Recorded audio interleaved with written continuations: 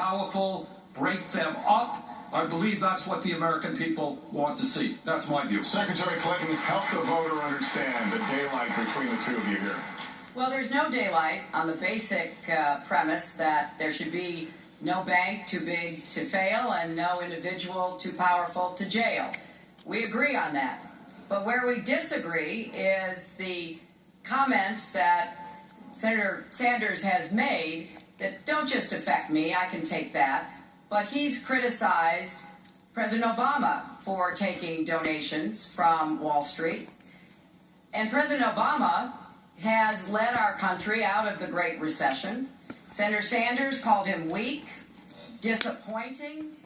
He even in 2011 publicly sought someone to run in a primary against President Obama. Now, I personally believe that President Obama's work to push through the Dodd-Frank bill and then to sign it was one of the most important regulatory schemes we've had since the 1930s. So I'm going to defend Dodd-Frank, and I'm going to defend President Obama for taking on Wall Street, taking on the financial industry, and getting results.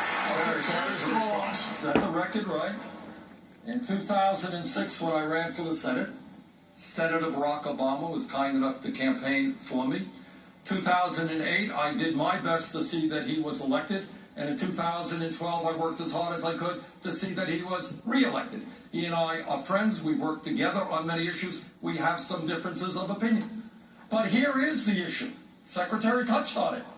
Can you really reform Wall Street when they are spending millions and millions of dollars on campaign contributions, and when they are providing speaker fees to individuals? So it's easy to say, well, I'm going to do this and do that.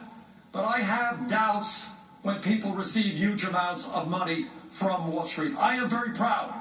I do not have a super PAC. I do not want Wall Street's money.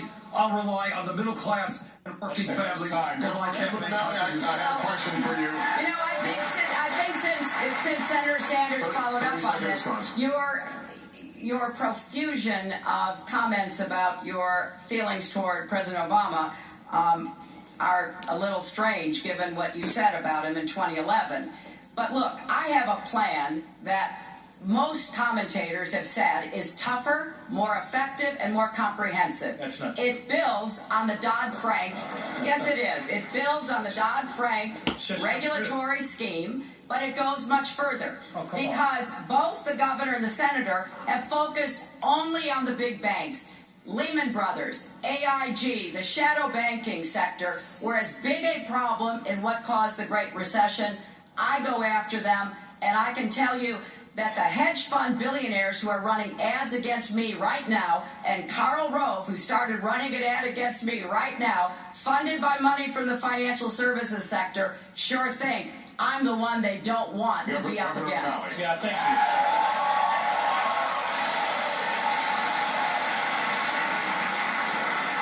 Yeah, Lester, what Secretary Clinton just said is actually not true. What I have put forward a plan that would actually put cops back on the beat of Wall Street. I have put forward a plan that was heralded as very comprehensive and realistic. Look, if a bank robber robs a bank and all you do is slap him on the wrist, he's just going to keep robbing banks again. The same thing is true with people in suits. Secretary Clinton, I have a tremendous amount of respect for you. But for you to say there's no daylight on this between the three of us is also not true.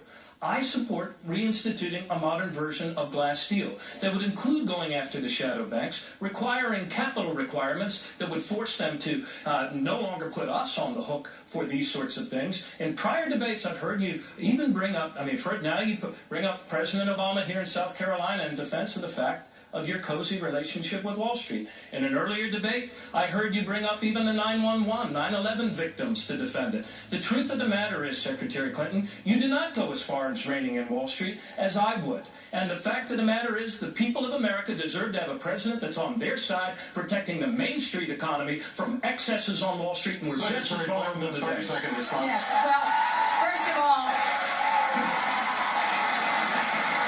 First of all, Paul Krugman, Barney Frank, others have all endorsed my plan. Secondly, we have Dodd-Frank. It gives us the authority already to break up big banks that pose a risk to the financial sector.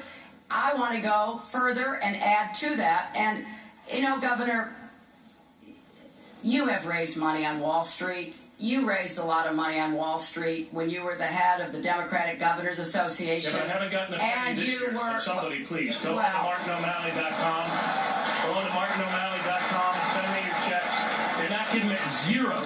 The point is that if we're going to be serious about this and not just try to score political points, we should know what's in Dodd-Frank. And what's in Dodd-Frank already gives the president the authority with his regulators to make those decisions. How corrupt this system is. Goldman Sachs recently fined $5 billion. Goldman Sachs has given this country 2 secretaries of Treasury, one on the Republicans, one on the Democrats. The leader of Goldman Sachs is a billionaire who comes to Congress and tells us we should cut Social Security, Medicare, and Medicaid. Secretary Clinton, and you're not the only one, so I don't mean to just point the finger at you. You've received over $600,000 in speaking fees from Goldman Sachs in 1 year. I find it very strange that a major financial institution that pays $5 billion in fines for breaking the law, not one of their executives is prosecuted, while kids who smoke marijuana get a jail sentence.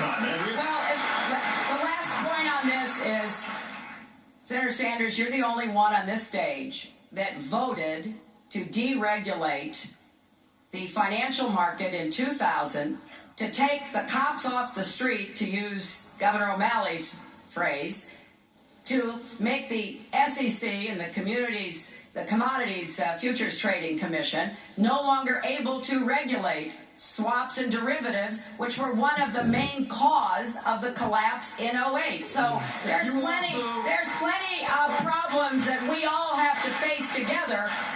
And the final thing I would say, we're at least having a vigorous debate about reining in Wall Street. The Republicans want to give them more power and repeal Dodd-Frank. That's what we need to stop. Anyone who wants to check my record, in taking on Wall Street, in fighting against the deregulation of Wall Street, when Wall Street put billions of dollars in lobbying and campaign contributions to get the government off their backs. They got the government off their backs. Turns out that they were crooks and they destroyed our economy. I think it's time to put the government back on their backs. Senator Sanders, we've talked